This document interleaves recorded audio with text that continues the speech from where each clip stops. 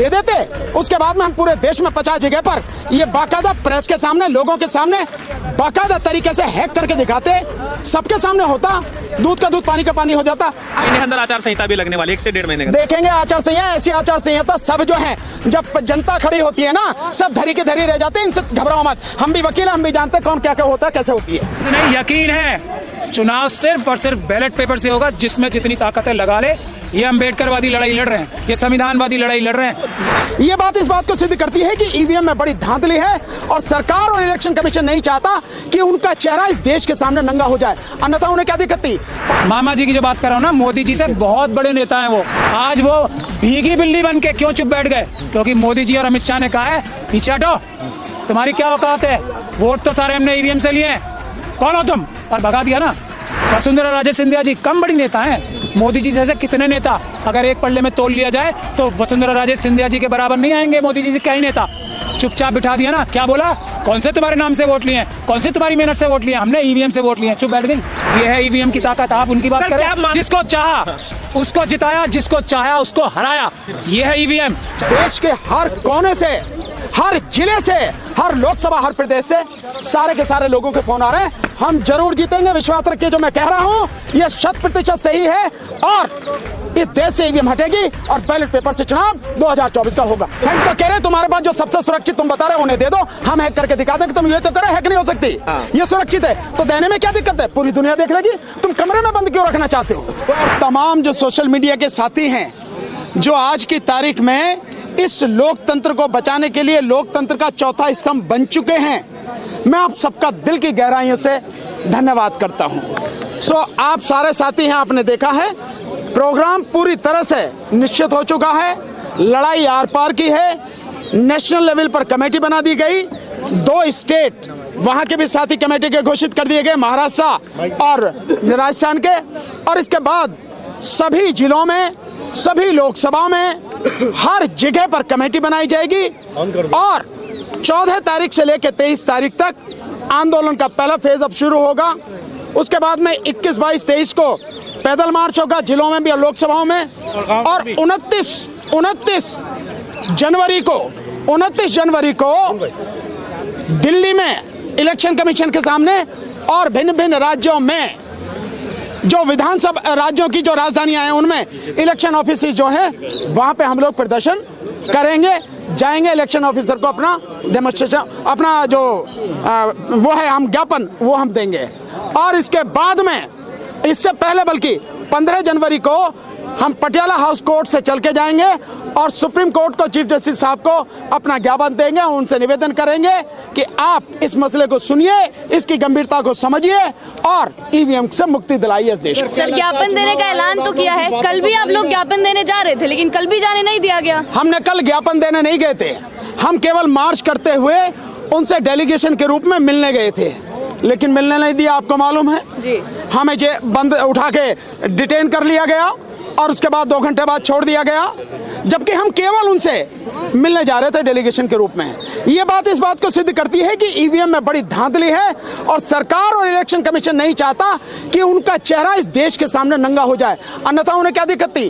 50 ही तो मांगी थी हमने ईवीएम मशीनें, 50 बैलेट यूनिट, 50 कंट्रोलिंग यूनिट और 50 वीवीपैट हमें दे देते, उसके बाद में हम पूरे देश में 50 जगह पर ये बाकायदा प्रेस के सामने, लोगों के सामने बाकायदा तरीके से हैक करके दिखाते, सबके सामने होता, दूध का दूध पानी का पानी हो जाता। अगर नहीं जाने दिया, इसका मतलब साफ है कि में बड़ी जबरदस्त धांधली है, गड़बड़ी है। सर, जिस मशीन को आप हैक करके दिखाते हैं और जो मशीन इलेक्शन कमीशन के पास है जिससे वोटिंग होता है, क्या वो सेम है? हमें नहीं पता सेम है या नहीं है, हम तो कह रहे तुम्हारे पास जो सबसे सुरक्षित तुम बता रहे हो उन्हें दे दो, हम हैक करके दिखा देंगे। तुम ये तो करो, हैक नहीं हो सकती, ये सुरक्षित है, तो देने में क्या दिक्कत है, पूरी दुनिया देख लेगी।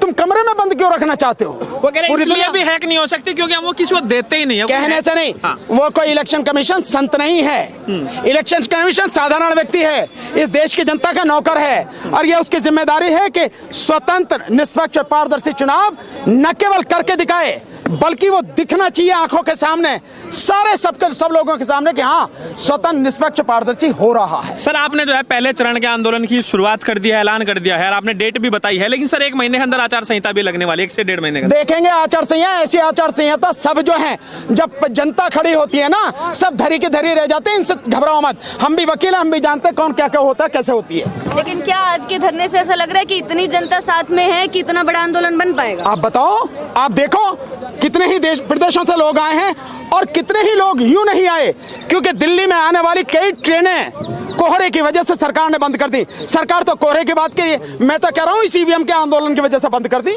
नहीं तो बहुत साथी होते। और इसके अलावा ठंड है, इसकी वजह से ये हुआ है।